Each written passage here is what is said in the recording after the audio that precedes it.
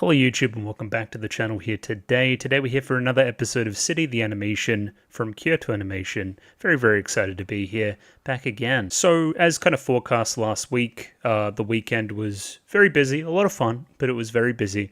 And kind of coming out of that, coming back to work, kind of getting back all set up.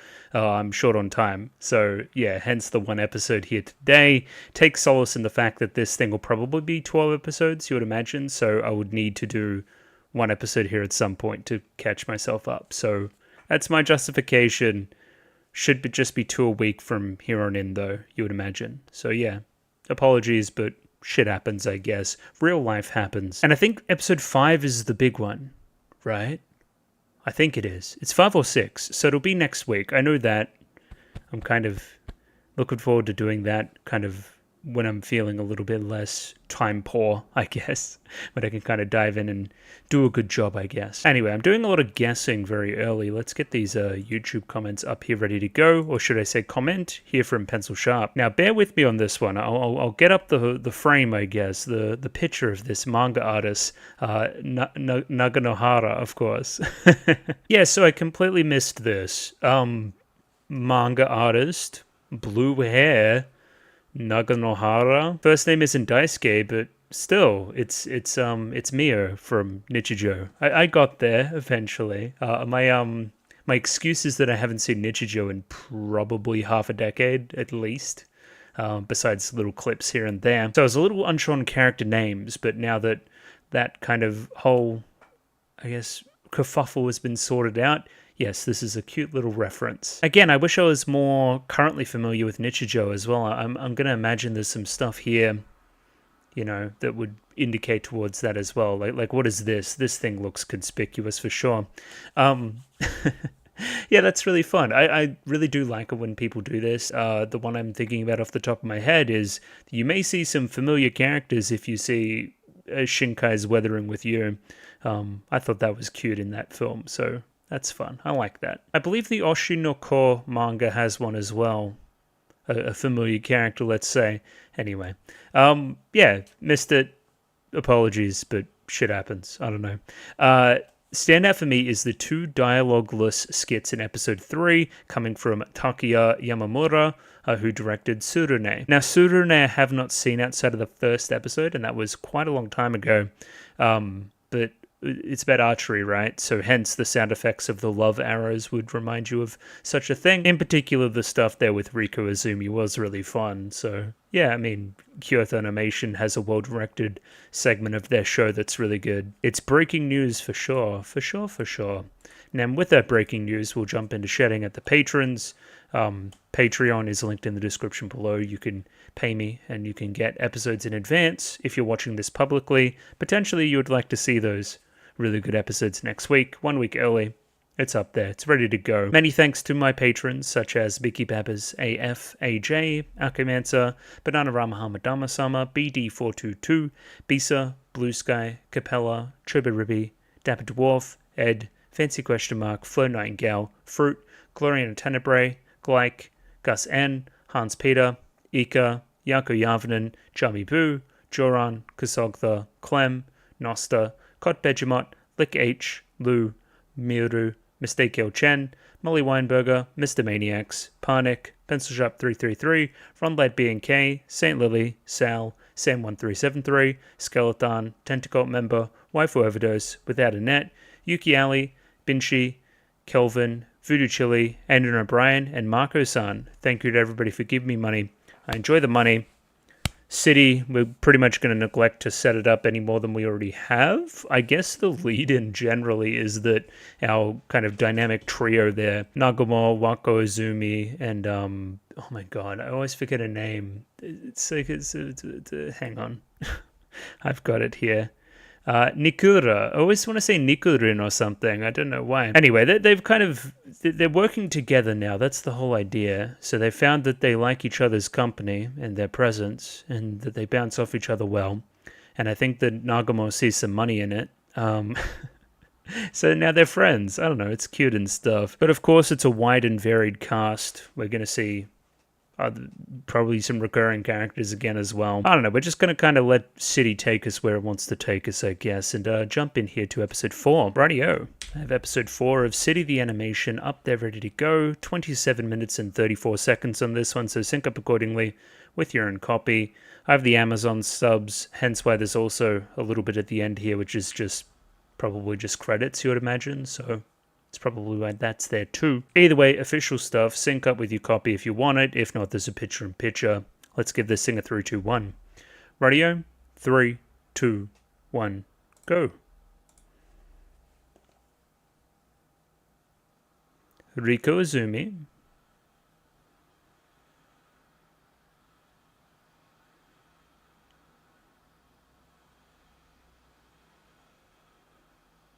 Oh, I see.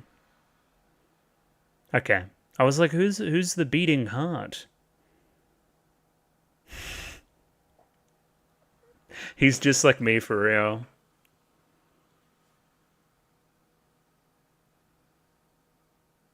I think get her a coffee or something.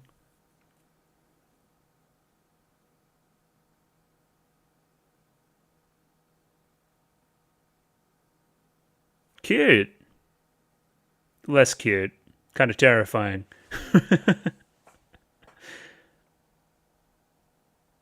I think she's just kind of content no matter what.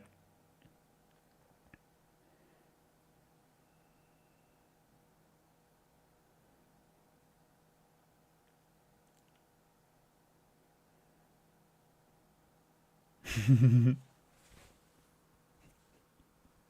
not sure that's quite the case, but sure. He's very bouncy there. I liked that piece of animation. I need to get at like a character web or something and like point where everybody's associating to each other because yeah, it's fun when you get like more connections to characters you already know. It's like, oh, that character now likes that character. Well, they're already tangentially created or kind of related through like 3 other kind of pieces of the web. I don't know. I like that. I didn't expect to be as kind of interested in kind of putting together the mystery of the town, if you could even call it that. Just like who knows who and who's talking with who. I guess that's kind of the point, is that everybody's talking with everybody because it's about a city, it's about a community. Anyway, we're here. I love this show. It's great. Especially this part here where they're dancing. What's a smile on my face?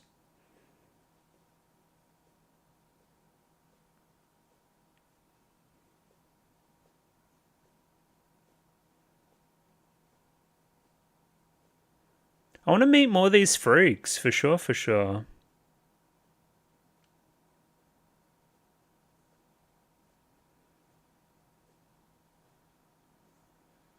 Brilliant. Okay. Okay, you're delivering food to the police? Sure. Oh no!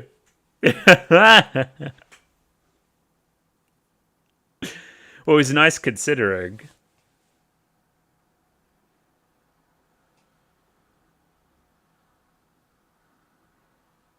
Oh, this voice too. Brilliant.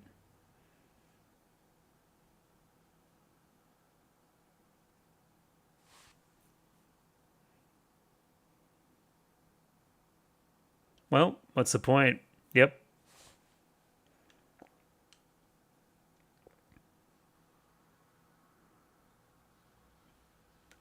What's the point?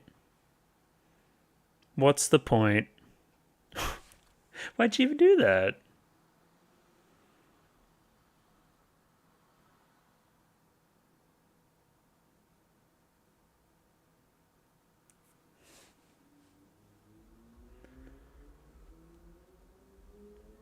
There's an evil criminal at large.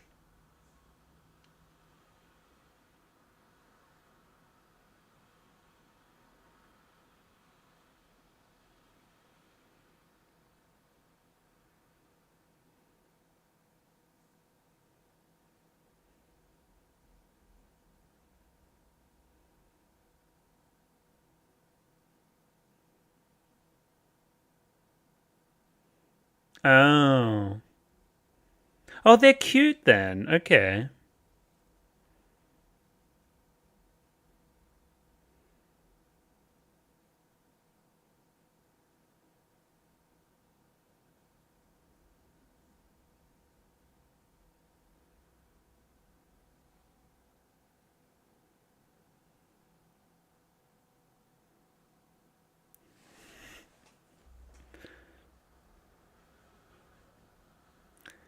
Maybe he is nice. Everyone's getting awarded.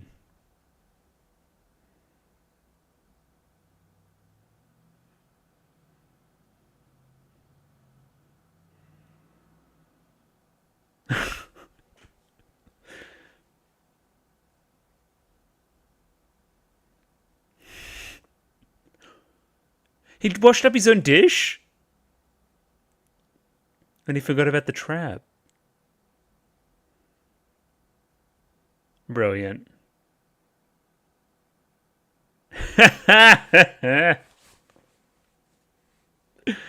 Brilliant.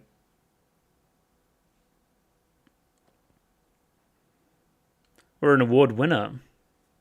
Oh, that was just delightful. Okay, little cross street there. Liked that. A very strange visitor.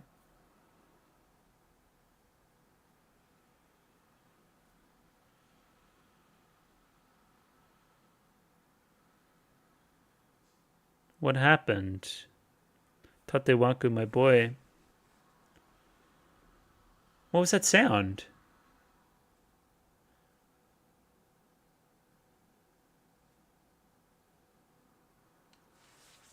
Shots are really cool.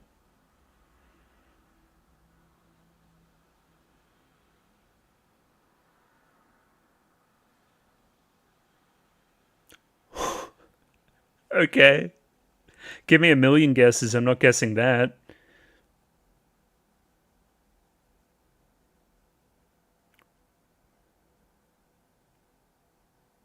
What the fuck? How could you possibly know that?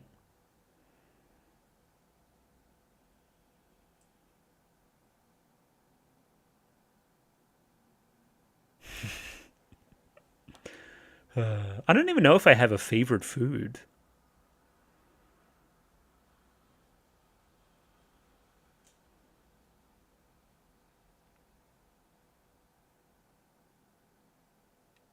And does she have a name?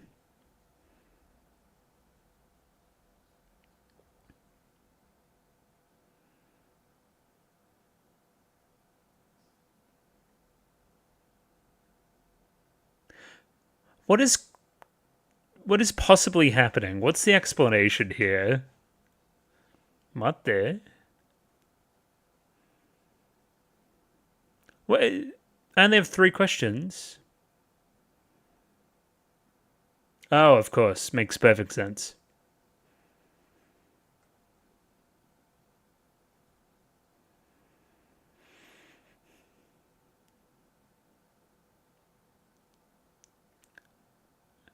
Go for a name.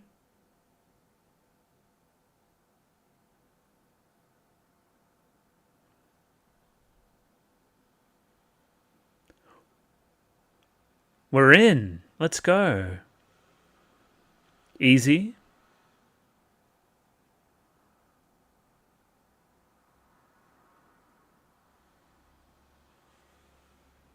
So. Whoa. Whoa. Okay, here we go.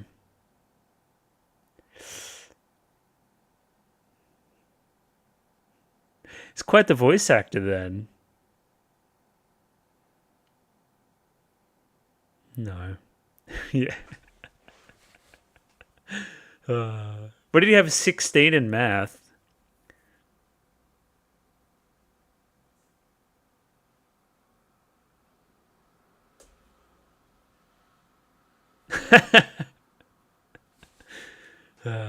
She's my new favorite, by the way.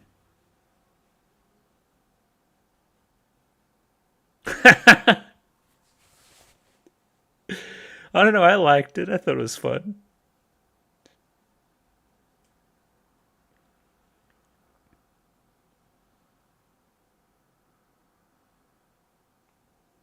Melancholy, you say?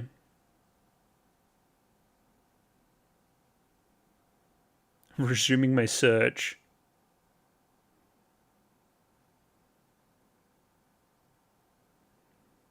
So what possibly happened to the leg and the nice man and the everything? Whoa!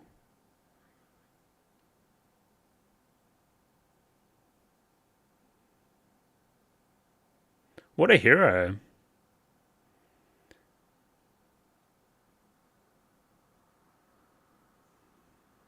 Thanks.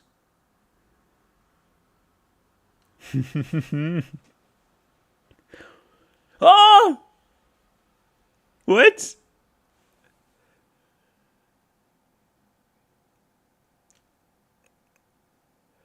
Why does City have, like, fucking aura and hype moments? What is happening? No! Sasuke! Why is it so sick?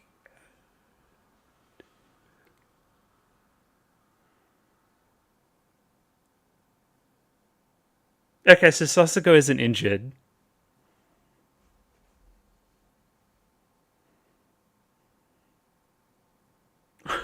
That was so sick.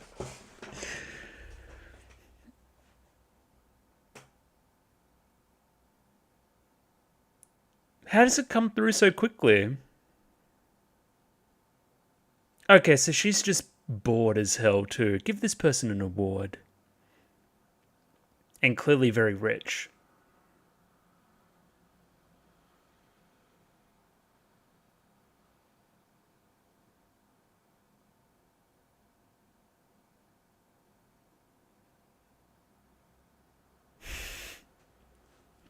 Yeah. 10 days ago. What could possibly have happened?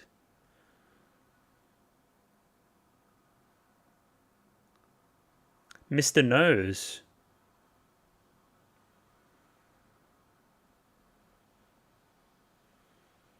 Despite the nose.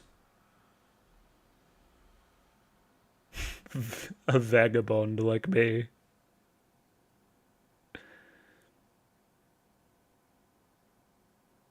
Hmm?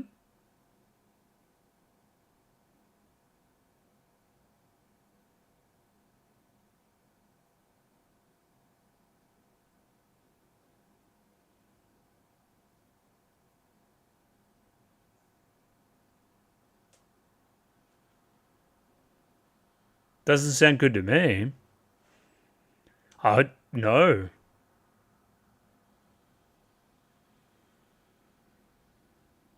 Is the joke that the menu's unreadable?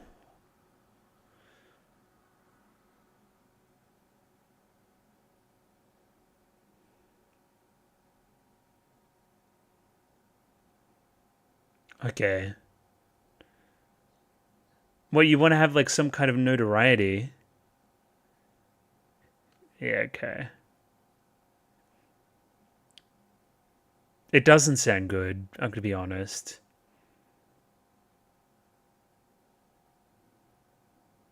Oh!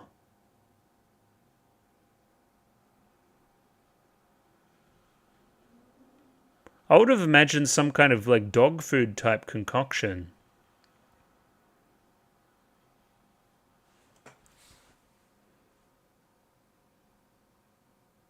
He just wants to become a regular.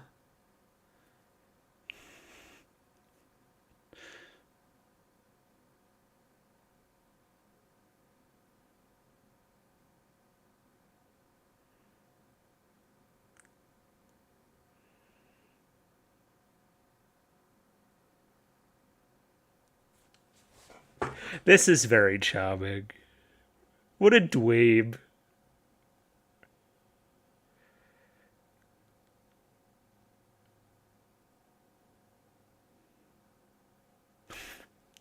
What's that the little vocal crack or whatever?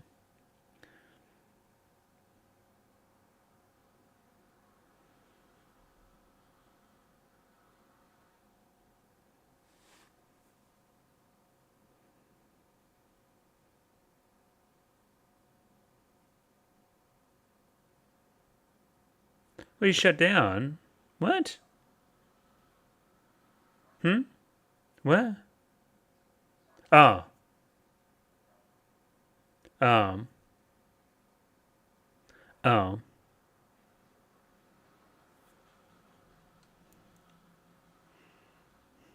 The colors there are really fun.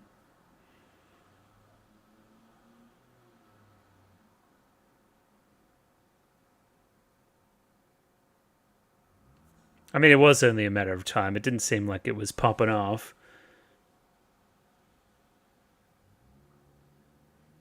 It wasn't just quaint, it was financially unstable.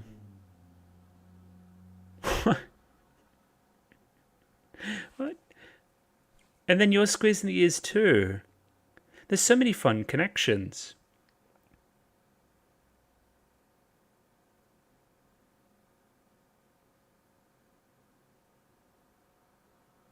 And now you're a big Mr. Bummer guy. Let's go. Read this. It'll make you go, oh no! He's just like me for real. Yes. Nikura?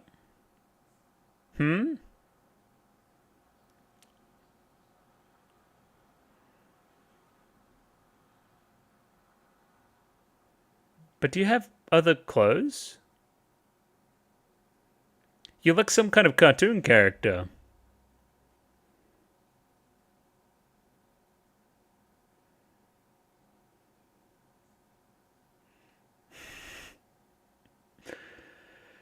Whoa!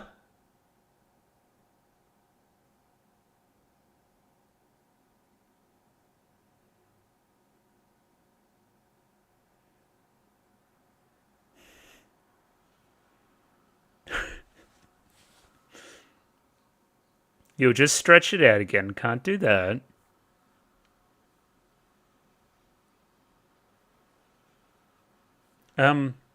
Okay. Is the onesies a thing? Oh, it was a prank.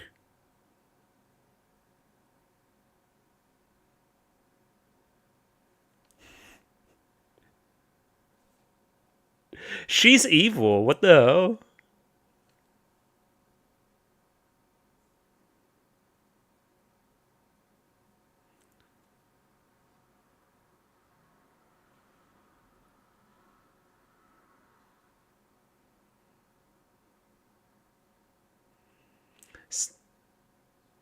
What? What's the locket?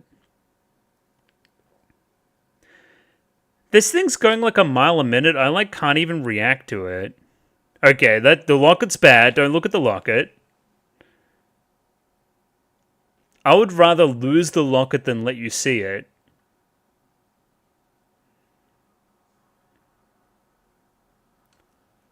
I don't trust you.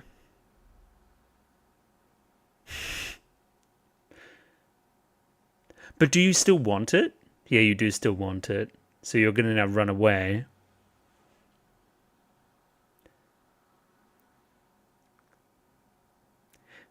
Now this is giving me Nichijou. Like when Mio's drawing and she's drawing embarrassing things.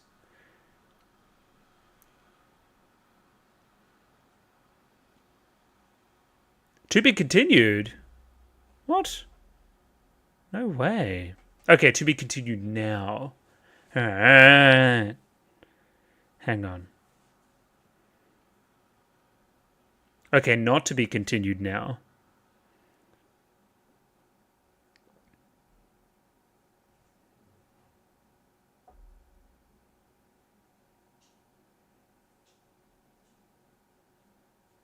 What? What kind of point system is that? Okay, gorgeous, great. Hamburger? Yo.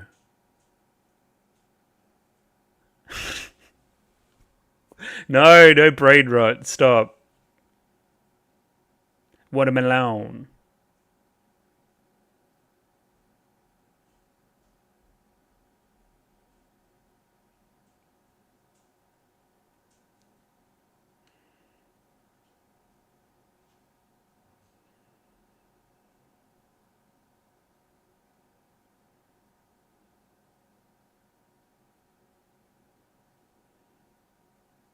Pun, I think.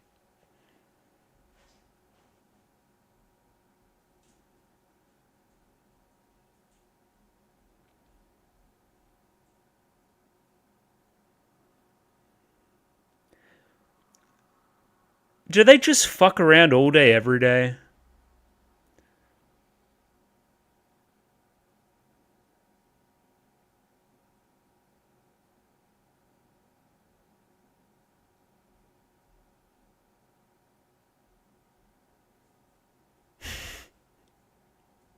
Sumpas. Captain.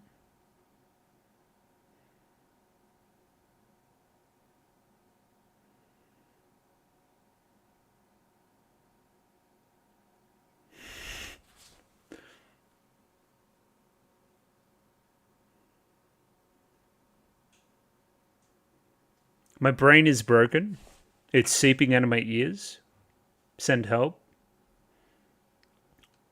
I'm. Oh.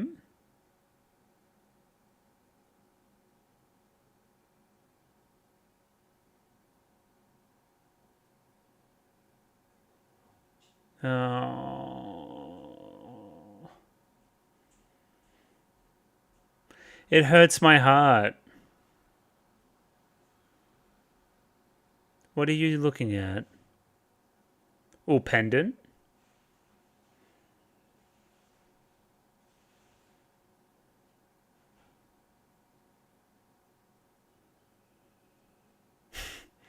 Where are I starting clubs? Just skip school. Well, one of us is moving anyway, so we don't really have to worry that much.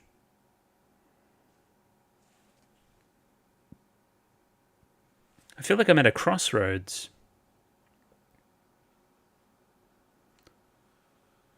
Soccer?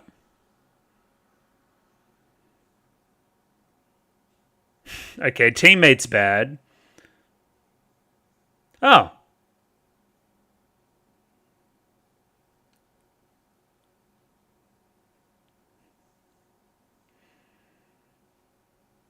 Everyone's laughing at his ass.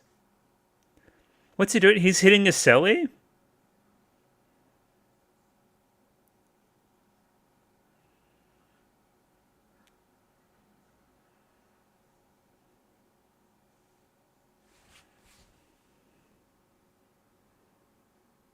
What's she doing? Anyway.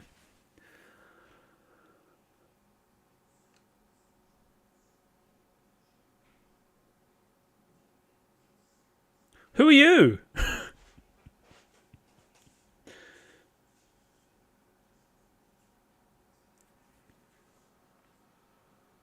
No!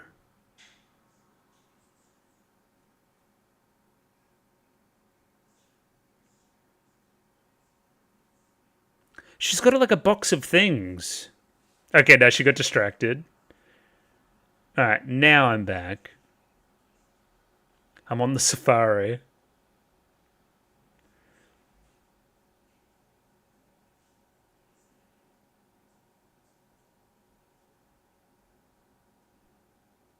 How'd you even hear her?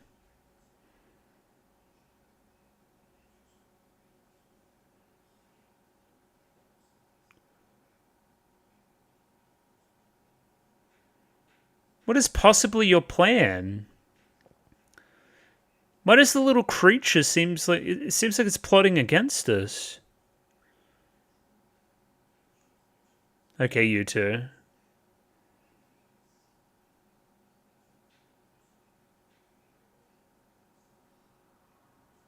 Okay, the crossroads.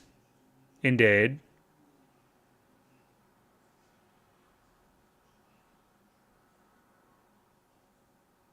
Let Nagamo go, bro.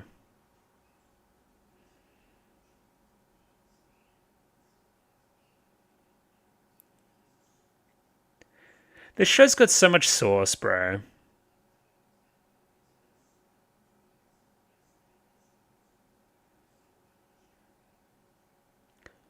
Where's Wako Izumi? Oh, no! Scorpion! Get over here. But I wanted to give you an award.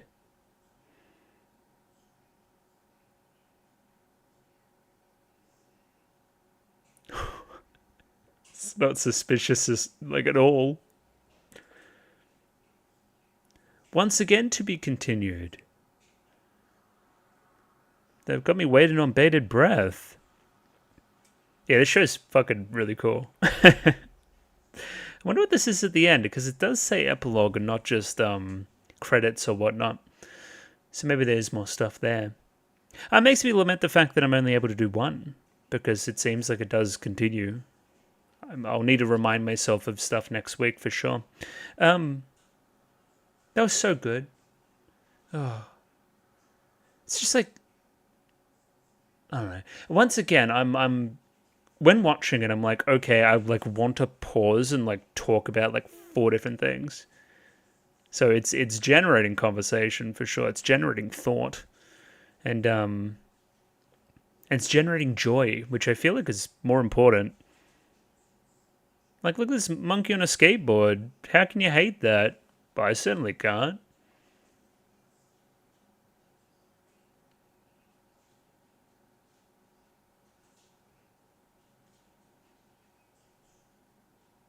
Like when Matsuri brought out her lunch. It was from the bakery. The scam fucking content bakery from last week. Prank bakery. Anyway. Lots of connections. It's really fun. And yeah, it was just the ending stuff there. For sure, for sure. We'll leave that there for now. I'll probably return after I've had a little bit of dinner and whatnot. And I'll talk about that a little bit more. But that was very, very fun. It was gorgeous. It was so good. Anyway, I'll see you in a second. And we're back. It's a little bit later on. That was episode 4 of City the Animation.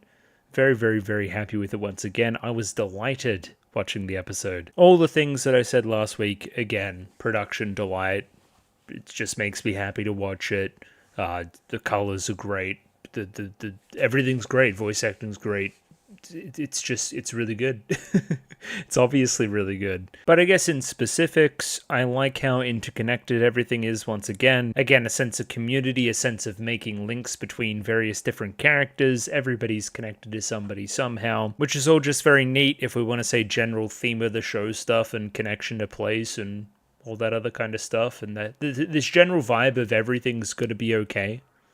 Like, I don't know, there's a melancholy in this show, though, a little bit, which I find fascinating. I wonder if, again, we'll pay off on that all the way through. There was a genuine moment around here of, like it made me sad and stuff. Like, I don't know, hang on, was it just here? I guess it was just here somewhere. Yeah, right here. That's the first time the show's gotten, at least a little bit serious. There was actually episode 1 had a moment towards the end where it's like, just towards the end where Nikura and Nagumo were doing their thing, but which again these two characters kind of mirror. Yeah, there's something here, and I wonder how and when we pay off on that all the way through. I guess the other thing I wanted to say was that this is kind of part 1, which makes the timing here unfortunate, obviously, but there is an ongoing story which I'll need to remember for next week, whereby there's a locket, there's a secret inside the locket, we want to hide what's inside the locket, and a race has ensued, and it kind of ends with Nagumo getting kidnapped, for lack of a better term. So yeah, that's next week's stuff. It seems very interesting, obviously, and the whole kind of, again, I'll get names, but the kind of rich girl and the butler character, yeah, that's all just coming together for me really well. And yeah, obviously that's going to be intrigue next week. Either way, let's jump back to the start here and we'll go again. Once again, I'm struggling with character names, and I think it's an Amazon thing because it's whenever a character is introduced, they generally have a name on screen, or when they were first introduced, and that just wasn't translated particularly well for me. So I've kind of got kind of A and N up over there, and I'm kind of trying to get names as I go, but struggling a little bit, obviously. So I believe we're going with Tatewaku for this gentleman here. And this is Riko Izumi, obviously. And Tatewaku has a crush on her. Pretty obvious stuff. We kind of saw it playing out at school. I believe it was the last episode, if not the episode before, whereby she kind of shoots him a smile on the stairs after she almost falls down. Her kind of life flashes before her eyes. It was that whole segment there. It's very cute to see. I mean, obviously she's just very sleepy and unaware, and he's just absolutely smitten. I don't know. It's cute. I don't know if I ship it per se, but I understand the feelings involved, and unrequited love, or I guess it gets weird at the end because Tatawaku thinks that Riku Izumi's head over heels for him as well, just based on the way that she acts. I think he's assuming a lot of things and may not get the answer he wants eventually, we'll say. Also, has she, spoken yet? Maybe, one or two words, maybe. Her thing is that she's very quiet, obviously, again, in comparison to potentially Awako Izumi, who is almost like chaos incarnate. Well, kind of all the characters are that, but her more so. She's just full of beans. So again, difference in the sisters there. I don't know, chat room, anybody here ever had a crush on somebody? If you have a crush on somebody, I'm sure that a lot of this stuff is very familiar. Just them doing anything is just enough to send you crazy. That wasn't even a look of any consequence at all, and he's just so embarrassed just being in her presence. It's the start of some of the really cool color stuff in that episode. That shot there was really good too. Just as we're rushing past just the really cool blur of everything. Just, I don't know, it's not easy to make something like this. It takes a lot of effort. Everything here is a frame, and it looks great. It looks great in motion, So I was kind of questioning what Nagamo's job was at Makabe's, right? Because she doesn't really help out in the kitchen, and it doesn't seem to be the kind of place where you would take orders per se. So I guess most of the day she's just on deliveries. We see her twice this episode delivering food with her little kind of box there. Could we not at least give her a little bike or something? She's just kind of legging it everywhere. She is kind of an athletic freak though, so I guess she's getting it done. Oh, so yeah, good bit here where I didn't grab the name of it, but this creature appears at the very end, and it's well, does that one have a reward? It's well, no. Well, don't care then.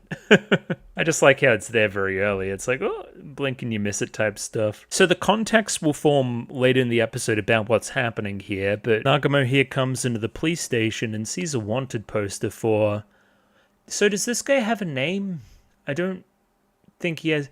I think he's just called the good person or something. That's what it says on ANN. So I don't believe I got a name for him ever. So he's just a good bloke. Sure. It's suspicious. It's oi, I know that guy. He's not bad. Why is there a poster of him? It is revealed for the course of the segment here that it is a poster because we want to reward him. He did a good deed. That's why there's a wanted poster for him. Makes perfect sense. And then we have Tanabe, who I imagine is the rich girl, or Miss Tanabe is the rich girl in the chair later on, who has the broken leg. Sure. I'm getting there. This will come back. It's important stuff, because that's why Nagamo gets fucking kidnapped at the end of the episode. She is also too good of a person to the point of needing to give them an award, right? Same thing's happening here. The good person was a good person, so let's give him an award. Also, straight away, who the hell is your voice? It's bugging me. I did this whole song and dance last week. It's Yuko Goto again.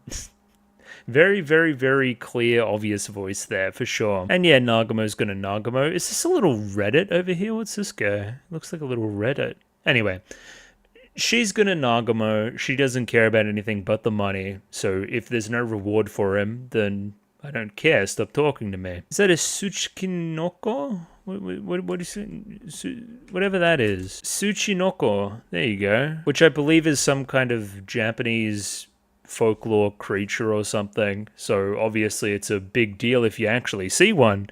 But no reward for that either. Hey, fun setup early in the episode. We see this little fucker here. This little bunny dog thing. I don't know if it has a name. And we're just kind of roughing up the ears a little bit, just having a day, that kind of stuff. This comes back by the very end. This guy's holding the locket. He becomes the MacGuffin by the very end of the story here. Somebody else also sees this thing later on, and it's a good rule of threes. It shows up once early, once in the middle, once at the very end. It's hey, the episode feels kind of nice and complete and stuff. Good stuff. So what was Nagamo's motivation here behind the prank? That one eluded me a little bit as well. Is she just being a bit of a troublemaker? Because again, we see the good person here, and he's striking up a conversation with the Makabe patriarch there. And yeah, the food's good and all that kind of stuff. Does that like make her act out and want to do a prank or something? Because that's kind of interesting. But I don't know. We just kind of happen upon it, and then I don't know. You see the payoff later on. He gets hit in the head. On top of just being a normal good person, he is a modest good person as well. He seems visibly upset that Tanabe's done this thing and wants to award him, and gives him some notoriety about it. Like, I'd rather just do good deeds and have them kind of, unrewarded. I don't know, what a character, what a guy. Again, the whole joke is it's like a reversal of like somebody being wanted for somebody at the police station or something, right? Like, he's actually a good person, and he actually wants to avoid being caught because he's too modest about it. It's a reversal type thing. It's almost very Sayonara Zetsubo Sensei. So he's planning in turn to then give her a reward, or an award, excuse me, for her thoughtfulness about recommending him for an award. They're just having a nice off. They're just too nice at each other. Just calm down. On top of that, we're also getting the delicious food award for our soba, even though apparently we serve mostly Western cuisine. We're good at other stuff too. Hey, we did it. Let's go. He is a very nice man, though. He does his own dishes at a restaurant and then like tips extra. Like, he's insane. I don't know, that he chooses not to award Nagamo with anything and then kind of gets caught up in her prank. So that's kind of like ironic and fun, before giving her, of course, the "You Got Me" award for falling for said prank. Again, nice full circle. It's good stuff. You can even, what was the ball too? Soccer ball. Same soccer ball that's used later on. It's all coming together, baby. It's all coming together. The kind of, what would you call it? Eye catches between the segments here are all kind of the same thing, where it's like this X. It's like a crossroad where you'll see two characters from the episode kind of intersecting with each other in a little bit of a way. This will culminate in the climax of the episode, where there's straight up just like a crossroad, and we see a bunch of characters all animated at once kind of walking across it. Again, it's another excuse for Kyoto Animation to flex, but it's also just a fun kind of sub-theme in the episode. This is like the episode of the crossroads, So here's another thing as well. Adatara, I remember that last name. That was like the kid in class with the coffee. So apparently they run a liquor store and it's next door. So the Adataras and the Makabes are kind of next door to each other. Okay, the lore, it's building. So this segment, Tatewaku comes home. It's late. He doesn't think anybody's about. And essentially the whole thing is that his dad pranks him. So the dad is playing like this weird voice from inside the room that is like answering all these questions and kind of, I'm the future you and all this other kind of stuff. And yeah, it's just dad. That's the punchline. I mean, I guess Tatewaku's had this character trait from the very first segment of the show, right? He's gullible and kind of naive, and kind of falls for it and then cries kind of a foul later. I don't know, makes him a fun comedic character at least. He's kind of pathetic in a cool way. And I mean, as I said last week, I can't spend all day, every day here just praising the production, but some of the nice touches here on a scene that genuinely kind of gains some, dramatic tension and some stakes. Like, look at that. Look at all those smears there too.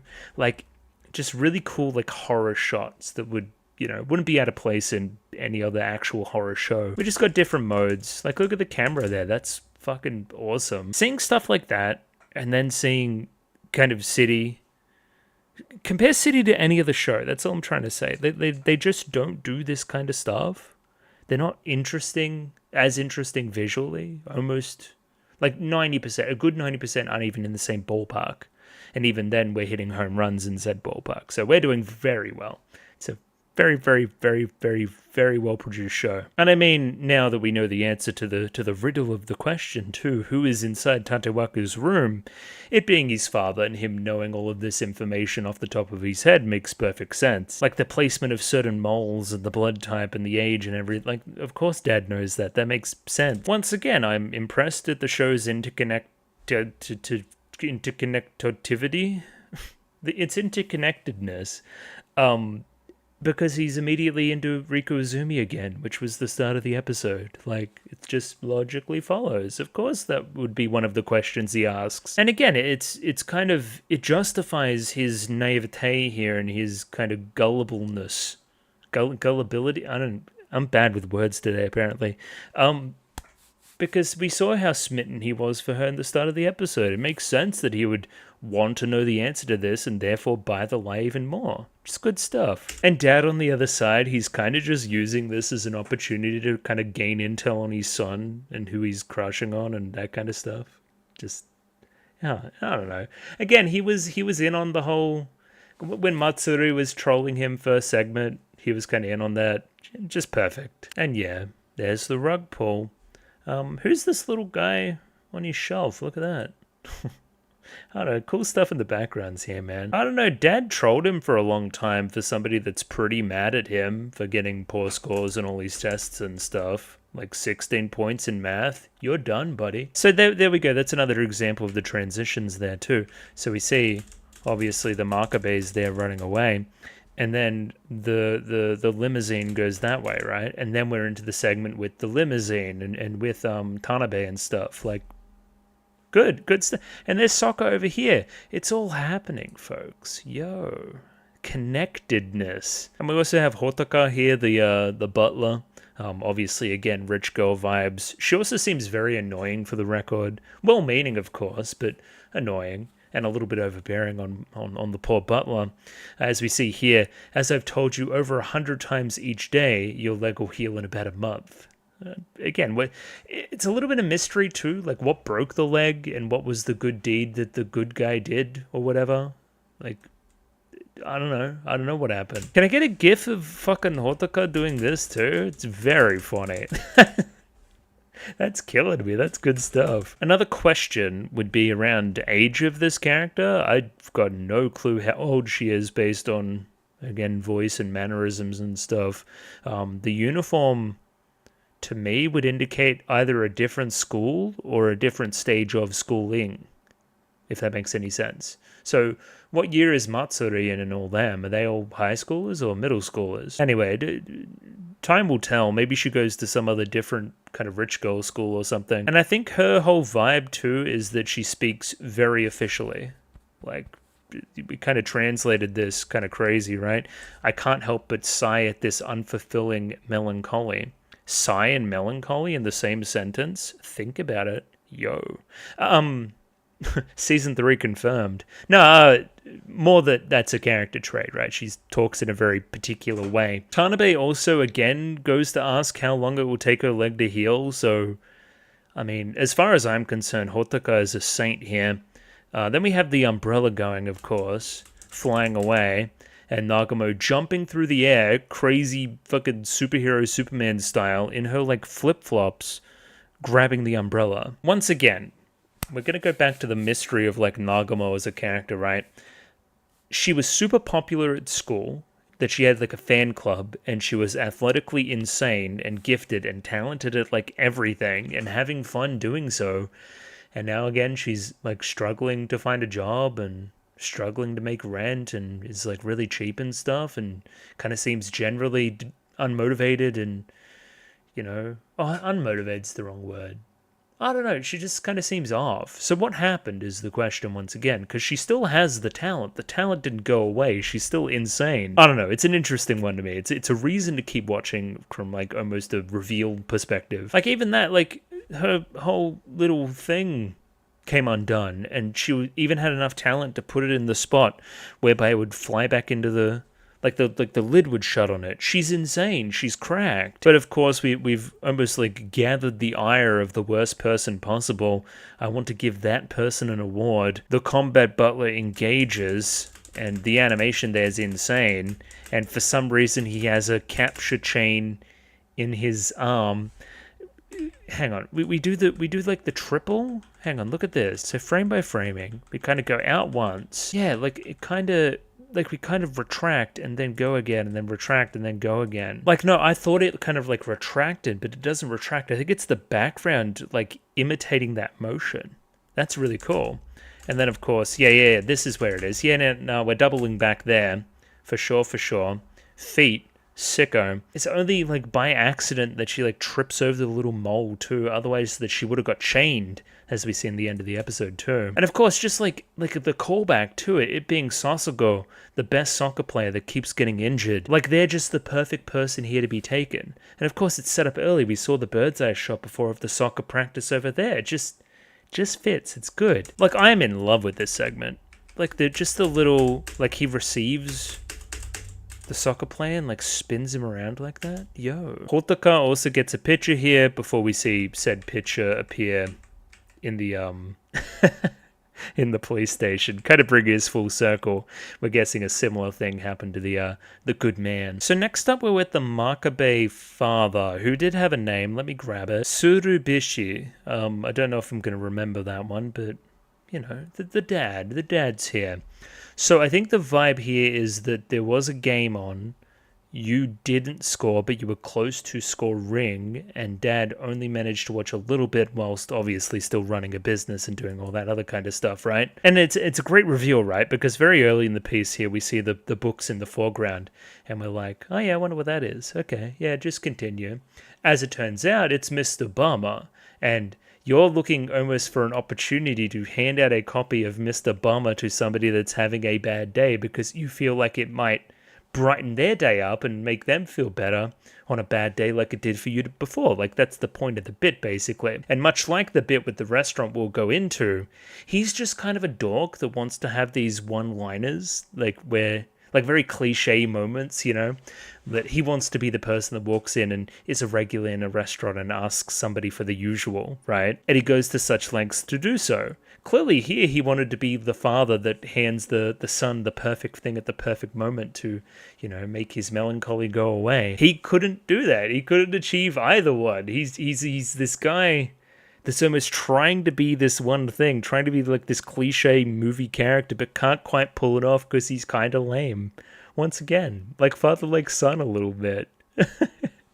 Very, very fun. Yeah, just perfect at getting across what this character is about comedically. So here's the thing that confused me. So we see the city editorial department have congratulated this place, right? So that's already no great seal of approval because we probably just threw a dart at a board or something to, you know, find out something to write about. We've seen how these people operate. This confused me at the very end of the segment, whereby I see the sign again and I didn't see it the first time. So now that's clicking a little bit better too. So this place gets rave reviews, not just for the chef's glorious nose here, but also for its homely design and its kind of simple feel and its simple menu. It's the kind of stuff that would do well with critics, until we find out that, again, the editorial department isn't all that great. We also don't see another customer in here the entire time. That's probably not a good sign. Again, this is just the, you know, example of what his character is. He just wanted to say that line. He just wants to be that one cool guy in the scene, you know? So question, can he read it? Is the joke that he can't read it? Because I can't read it, and I don't know how anybody would read it. It's almost like doctors scroll on a menu. That's not generally the thing you should do, I guess. Which again results in him saying, hey, can I get a beer and whatever you recommend? Because again, he can't read it. Again, that's confusing to me because it's like, I couldn't read it regardless, I guess. I like this shot here too because his hand is kind of in an unnatural spot. Like, see how it raises up there? That's kind of like that doesn't quite match. I don't know, it's unconventional, it's cool. Once again, I'm just blown away with the density of this show. The amount of cool, unique, different shots put in, you know, a 30-second span is second to none. It's insane. Like why any other show I'd pause and talk about like that shot there for like ages. But, you know, I gotta keep moving. Surubishi here runs into a little bit of trouble as he continues to order this one dish. And he doesn't really like it. He'd definitely prefer some cucumber or whatever he says. Yeah, I don't know. Even if it's my favorite meal in the world, I don't want to eat it 7 days in a row. And of course, the kicker is that he didn't even need to because the shop shut down. And then, yeah, finally here, moment of truth, the day I'm going to say the usual, and he's going to get me the usual. And yeah, the place is locked. It's shut down. No more flowers out the front or nothing. Hey, yeah, he had to sell the place. We see him on the crossroad later on walking away, so yeah, tough luck. In a fit of rage and frustration, he sprints away at full speed before tripping down the hill, as we can see there, which kind of opens the world of Mr. Bummer to him. Reality is truly a cruel thing. A perfectly kind of resonant message here at this time. Also, once again, here's your second in the rule of threes too. He kind of touches the ears there. The ears will come back one final time towards the climax. Just a nice little reminder here in the middle. And yeah, right back around. I'm very happy I found this book. Now I want to share this book with somebody else in that same way that I wanted to, have a kind of regular meal at a restaurant. I'm now trying to impart this knowledge in this very kind of cliche way. And again, he just disregards it and walks away. Tatewaku, no, your father needs you here in this trying time. Finally, some Nikura, Nagamo, and Wako Izumi. They are the main characters, but they, they're not the main characters. They will sometimes scarcely show up. I like this one here. It's kind of subversive, even in a bit of a cliched way now. It's like, hey, you're a manga character, you're a cartoon character, you have like a kind of wardrobe of all the same kind of, designs, all the same kind of clothes. How else are you wearing the same thing every day? Yeah, again, it's fun. It's playing off the convenience of, again, you'd want to draw somebody wearing the same thing a lot if you're a mangaka. And we're giving it an actual reason, as ridiculous as it may be. So yes, in the middle of everything, in the middle of washing her a million copies of the same kind of blue hoodie jumper thing, it turns out we shrunk one of Nikura's shirts, along with a pair of her pants as well, not that we picked them up. However, these were planted by the dastardly Wako Izumi to create an opportunity whereby we can get a nice shot. Just look at the rage building inside of it, it's insane. Great kind of animation here on the rage erupting from Nikura as well, once again reminding me of some of those great Nichijou moments. And yeah, this here's the money shot, fucking Nikura, trying as she may to put the shirt over her head and kind of Nagamo struggling to hold her in place. That's when the secret compartment opens and we see the penguin ninja come down, Wako Izumi with her camera in tow to get the perfect shot. What a psycho. What a crazy, crazy person. So a couple of things. One, she's still, following these two, trying to get funny photos and great moments and stuff. So she's almost like the audience. She's watching these like characters play out these skits almost. Another thing is we're continuing with the onesie thing. She was wearing almost like a dragon onesie in the previous episode, and now she's wearing this. I've got no notes. I just think it's cute, so keep doing it. I don't know. Yeah, sure. Wait, Penguin Ninja? Why? And it's the perfect prank too, because it's like, oh yeah, here's the actual shirt that you like. It's fine. I just had it. Again, she is insane. I made a tiny version of your clothes while you slept. Did you look in my wardrobe? And while I slept is insane. Okay, she's crazy. She also did the same thing with some pants, but Nagamo was too stupid to pick them up, so so that joke was a bust. Anyway, here's the real pants back. That's when the locket slips out. We'll see what the locket's full of next week, probably. Yeah, I mean, this whole bit is very Nichijou. I mean, probably the most famous Nichijou bit. I mean, there's the deer fight. The deer fight's pretty famous. The dog biting her hand, that's pretty famous. Probably the next one is Mio trying to hide her manga. So, this feels very similar. What dastardly secrets are you hiding in that locket? Prediction, I think it comes back around and it's very wholesome. It's a picture of Nikura and Nagamo together from high school or something. Something akin to that, I think. We almost think it's going to be something embarrassing, like some BL manga or something. But no, it's actually wholesome and sweet, and you don't want her to know that. And yeah, as previously kind of foreshadowed, as kind of set up, we see the kind of bunny dog ear thing. It's running away with the locket. Now, I too here believe that Wako Izumi is still plotting even now. One of the greatest planners in fiction, in anime, is on screen right now. You seem very keen to tell Nagamo that the locket may have a secret in it. I think you still just want to watch these two running around doing their thing. There's a reason why you put on that safari costume later on and are so keen to do what you're doing. You want to get more good shots, or even something further. Again, only time will tell. Once again, the Crossroads theme, Nikura running this way, And then we have Echan and Matsuri here coming the opposite direction, as they will be the stars of the next segment. Wait, who's this cool guy with the scar? Yo, wonder who that is. Okay, anyway, because clearly they're coming back. They have to be. They've got a cool scar. Now, Chasu Bakery. Great stuff. So this is the scam bakery from before. They're still here. They're still in business. And she actually got some good food from there? Who'd have thunk it? Maybe she just went on the right day. Can we explain Echan bringing a full cheeseburger to, like, school lunch? Like, she brought it from home? Are you insane? Where the fuck did you find that? Yo. Crazy stuff. Now, I almost, like, give up on understanding Matsuri and Echan and what they talk about, because their whole joke is that they're kind of in their own world and have their own system of things.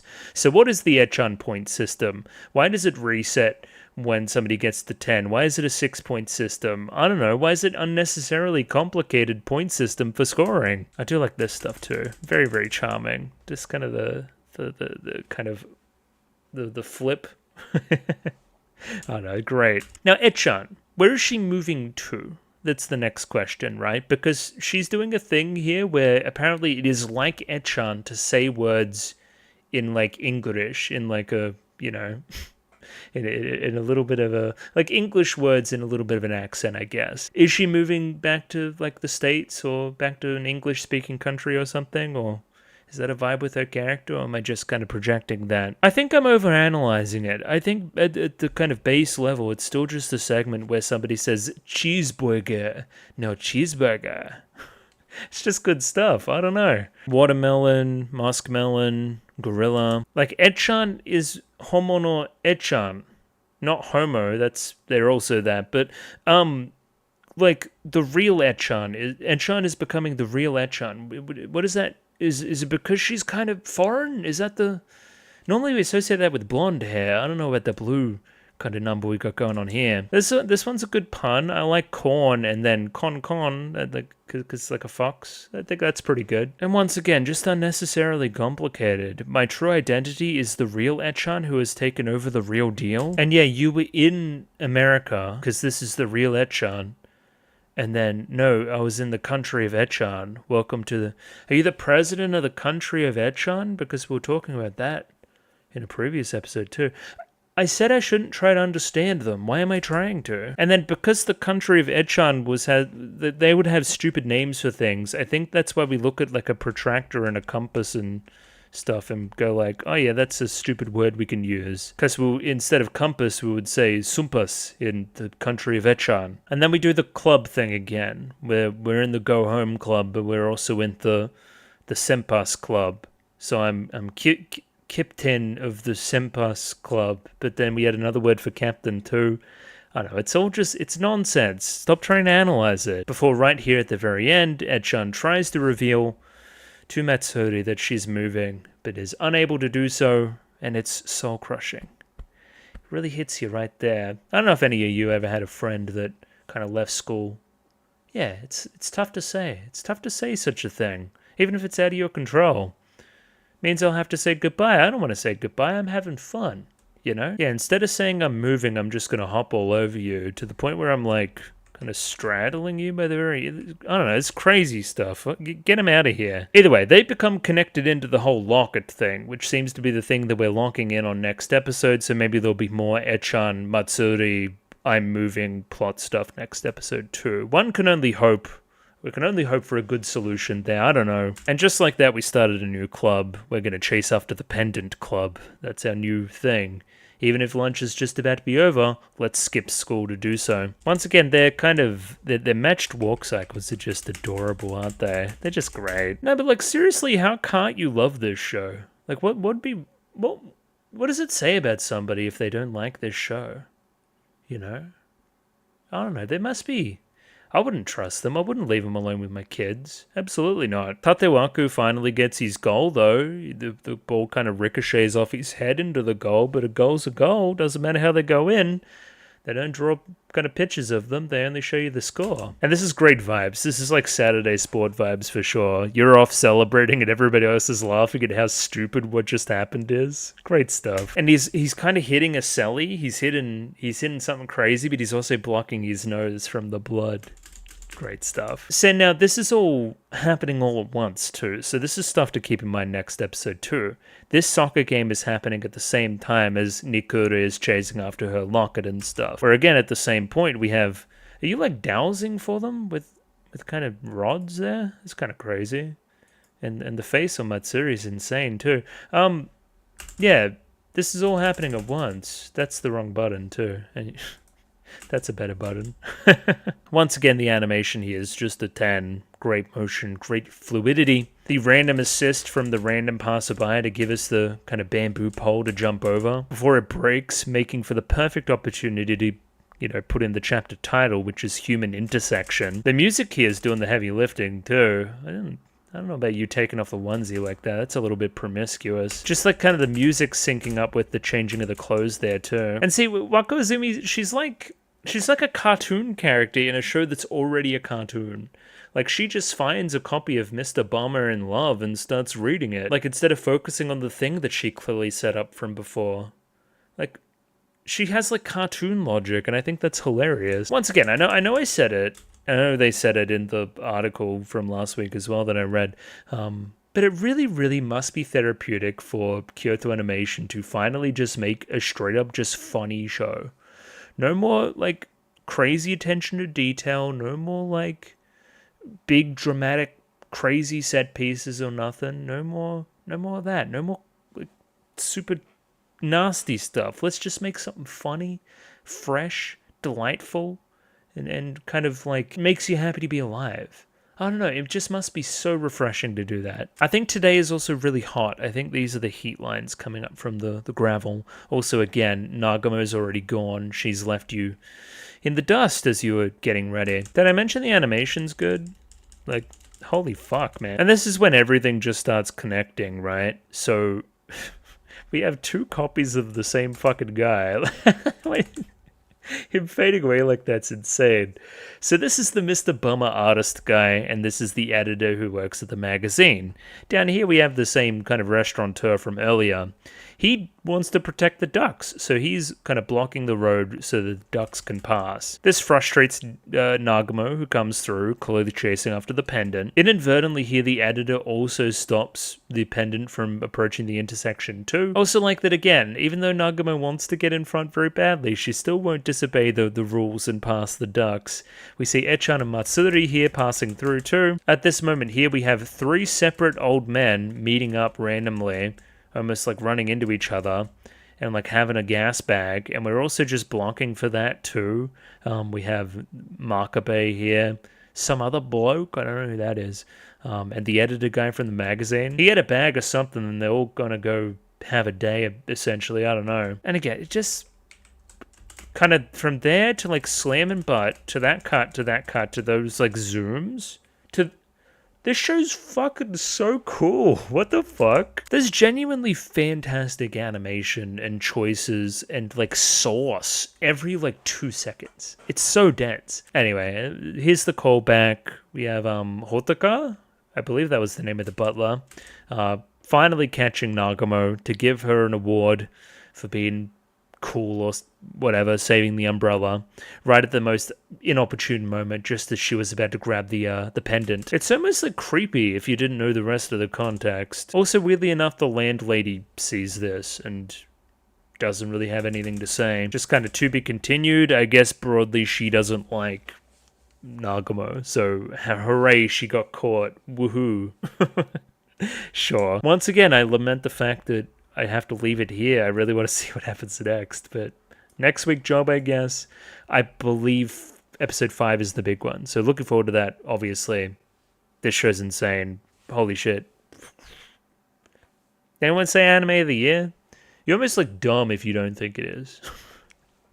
Yeah, that's really unfair, but it's very good, and I'm very happy with it, so 2 thumbs up. Hell yeah. Fuck yeah. I'll see you next week for 2 more. Please look forward to it. Not much else to say. Patreon, of course, 1 week ahead. It's already up there on Patreon. Like the video, subscribe, all that other kind of stuff. And I'll see you next time. Thank you for watching. Ciao. Bye-bye. See ya.